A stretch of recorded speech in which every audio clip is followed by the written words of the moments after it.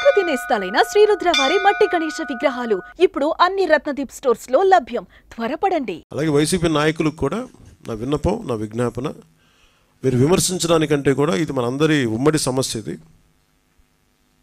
మనందరి ఉమ్మడి మన రాష్ట్ర సమస్య ఇది. సో మీరు కూడా నడుము వంచి, మీరు కూడా బయటకు వచ్చి, మీరు కూడా సహాయక చర్యల్లో పాల్గొనాలని మనస్ఫూర్తిగా కోరుకుంటా ఉన్నాను. అలాగే గత 2-3 రోజులు నేను కనిపించట్లేదు, అది ఇది అని మాట్లాడుతాను. ఒకటి చెప్తాను, ఇప్పుడు నేను వస్తే నాకు ఇబ్బంది ఏంటంటే ఈ సహాయక చర్యల్లో ఇబ్బంది పడిపోద్ది. ఒకసారి అందరిని మీద పడటం, దానివల్ల అధికార యంత్రాంగానికి కూడా ఒత్తిడి అవుద్ది. దానివల్ల నన్ను వాళ్ళు చెప్పడం వల్ల రాలేకపోయాను. అది నిన్న మీకు క్లియర్ కట్గా తెలియజేశాను. ఇంకా దీన్ని విమర్శించాలని ఎవరన్నా వైసీపీ నాయకులు అనుకుంటే భవిష్యత్తులో ఎప్పుడైనా సరే మీరు నాతో పాటు రావచ్చు, ఎక్కడికైనా సరే నాతో పాటు నా కాన్వాయ్లో తీసుకెళ్తాను మిమ్మల్ని. నాతో పాటు నడవండి, ఎలా ఉంటుందో మీకు అర్థం చేసుకున్నప్పుడు అప్పుడు మీరే సలహా ఇస్తారు.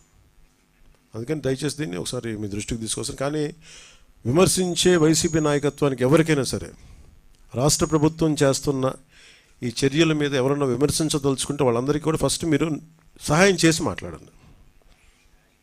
మీరు సహాయం చేసి మీరు బయటికి వచ్చి మీరు మాట్లాడి ఇళ్లలో కూర్చొని కాన్ఫరెన్స్లు పెడితే సరిపోదు. మీరు లోపలికి వచ్చి దిగండి మనస్ఫూర్తిగా.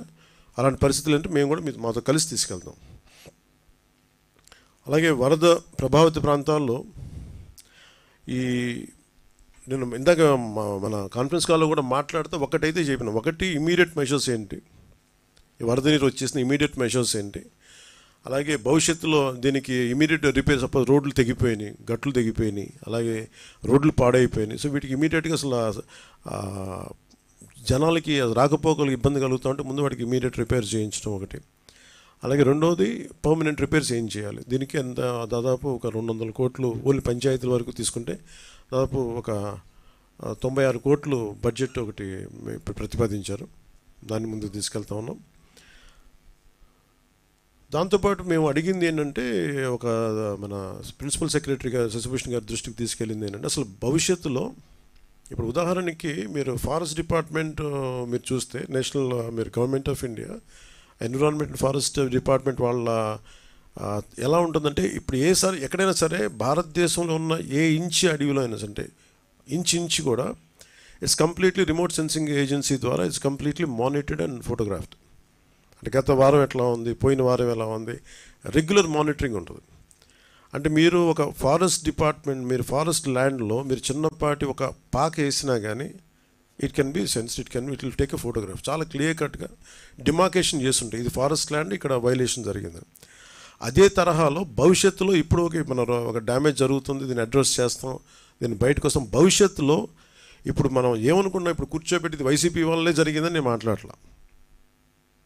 ఓకే, ఖచ్చితంగా వాళ్ళు గత ప్రభుత్వం వాళ్ళు ఉన్నప్పుడు 5 సంవత్సరాలు వాళ్ళు ఉన్నప్పుడు వాళ్ళు నిజంగా కొంత మనకి ముఖ్యంగా వాటర్ ఇరిగేషన్ ప్రాజెక్ట్స్ సంబంధించి కానీ ఏదైనా సరే వాళ్ళ నిర్వహణ లోపం చాలా, వాళ్ళు సరిగ్గా డబ్బులు కూడా ఇవ్వలేదు. దానికి వాళ్ళకి అవగాహన ఉందో లేదో తెలియదు, కానీ డబ్బులు సరిగ్గా ఇవ్వాలి, లాకులు రిపేర్లు చేయాలి, కనీసం వాళ్ళు కూర్చోబెట్టి చిన్న మెయింటెనెన్స్ ఆయిల్ కూడా ఇవ్వలేదు వాళ్ళు. ఇలాంటి పరిస్థితులు చేశారు. అలాగే మీరు అన్నమయ్య, మీరు వించా డ్యామ్ కూడా మొన్న కూడా నేను మన కడపకి వెళ్తే ఆ జిల్లాలో కూడా చూస్తే వాళ్ళు చాలా నిర్లక్ష్యంగా, లష్కర్ ఒక ఆయన వచ్చి చెప్తున్నాడు, మీరు ఇక్కడ వరద వచ్చేస్తుంది మీరు పట్టించుకోండి అంటే ఒకళ్ళు పట్టించుకోలేదు. ఆయన ఇండివిజువల్గా ప్రభుత్వం చేయకపోయినా, అప్పుడున్న ముఖ్యమంత్రి గారు చేయకపోయినా, అప్పుడున్న సంబంధిత మంత్రులు చేయకపోయినా ఒక లష్కర్ వచ్చి, రామయ్య గారు వచ్చి ఆయన బయటకు వచ్చి ఆయన అందరినీ అప్రమత్తం చేసి చాలా ప్రాణాలు గట్టెక్కినాయి ఇప్పుడు విపరీత నష్టంతో. సో ప్రతి పనికి అలాగే ఈరోజు మేము అందరం కోరుకుంటుంది కూడా మీరు గత ప్రభుత్వాలు దీన్ని అర్థం చేసుకొని మా సహకరించాలని మనస్ఫూర్తిగా కోరుకుంటూ, సుమన్ టీవీలో మీ పర్సనల్ అండ్ బిజినెస్ ప్రమోషన్స్ కోసం కింది నెంబర్కి కాంటాక్ట్ చేయండి.